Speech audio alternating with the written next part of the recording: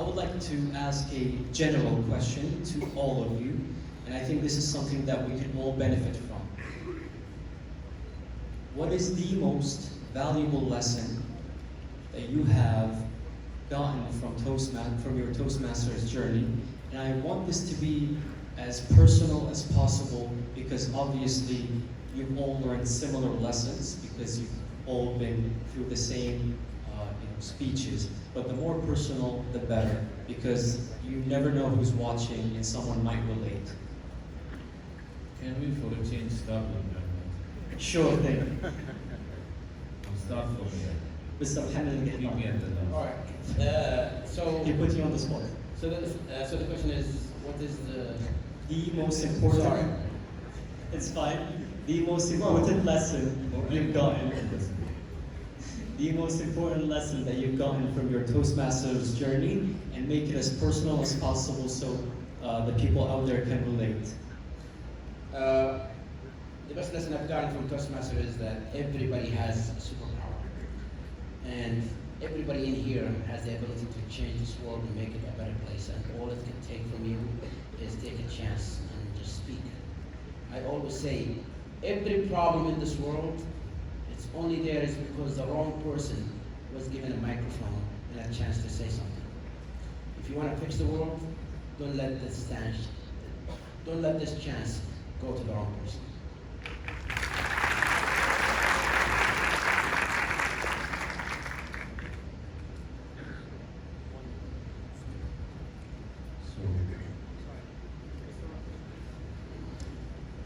All right, so I think the most important lesson that I learned along the way, and one that I've often shared, people are very much afraid of public speaking. They're afraid of getting up in front of an audience and making a mistake and having them laugh at them or ridiculing them or feeling ashamed. And the lesson that I learned fairly early on, and I think it's a really important one for everyone to understand if you're contemplating public speaking, the audience is on your side. The audience wants you to do well. None of you came here tonight and sat down in this audience and watched us as we came on and went, well, I hope this is terrible. Right?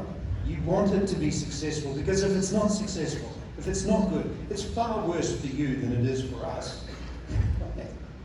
So every audience is on your side. Every audience wants you to do well. And you can take a lot of confidence from that. And don't worry about making mistakes. Because the fact of the matter is this, I can guarantee every single one of us tonight didn't exactly deliver the speech as we planned it. We all would have made little mistakes here and there. The only person who ever knows what you're going to say is you. The only way your audience can ever know you've made a mistake is if you tell them. So don't tell them.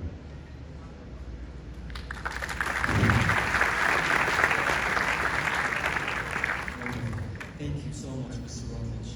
May I please move on to Mr. Hunter? The most valuable lesson that you've learned from your Toastmasters journey. Mr. Chairman, ladies and gentlemen, Toastmasters allows us to maximize who we are. I've joined this organization 30 years ago. I've attained the right to be entitled world champion. I've taken the Queensland government to court without having one legal bone in my body, but 30 years of Toastmasters behind me. And I have become an edge dweller. And I love it. At the age of 72, I want to be able to travel the edge so that I can have the best impact I can have on the general populace, and yes, sometimes around disability. But what makes me maximize who I am is that I can do this and these guys can't.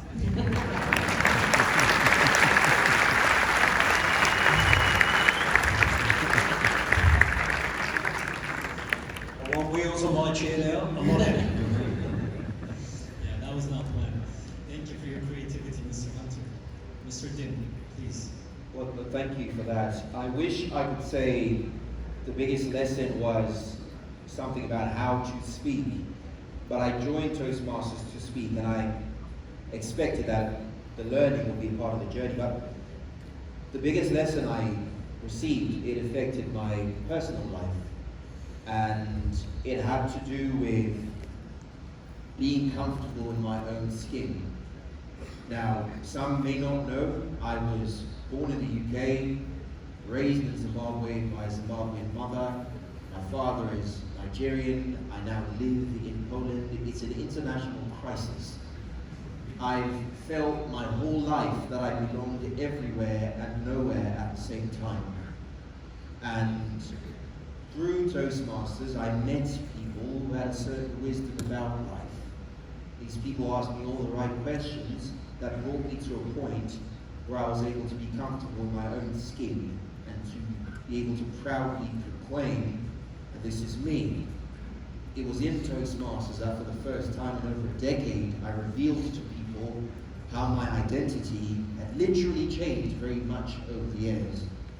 And I credit it to Toastmasters that I came to a point where I could share my story, the story of my past and what it has taught me, with many people who, to my great surprise, had the same thoughts and the same doubts about their identity. And now I do still feel as though I belong everywhere and nowhere at the same time, but I don't view it as a curse anymore. I think of myself as a citizen of the world, and which is why I can be here in Saudi Arabia and consider this our family.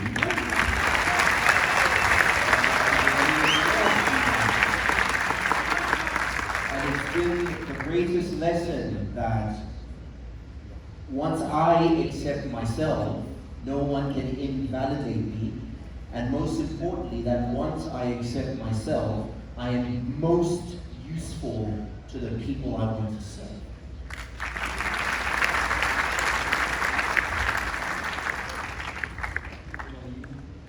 You are definitely almost always welcome in Saudi Arabia.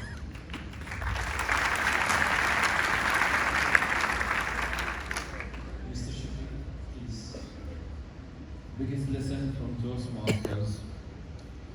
You know, when we speak and we look at the world champions, and I always saw in their speeches some plot and some misery was there, from rags to riches, someone died, or I look at my life, I want to look for a tragedy, and it's difficult to find, because how will I fit if I don't have a tragedy, then I conquer the tragedy. And I went to my life, I discovered one thing.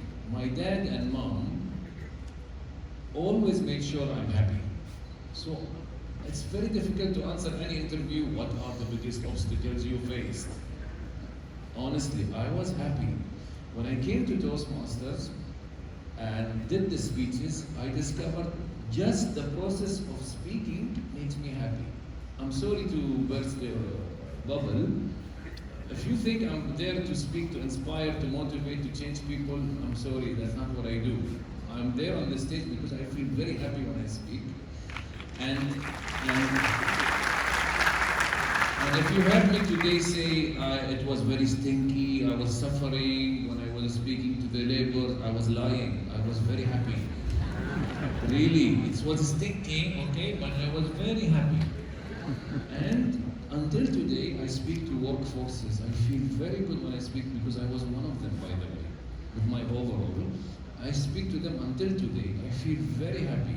My biggest income comes from being happy. So Alan Watts, the British philosopher, said, I'll leave you with this.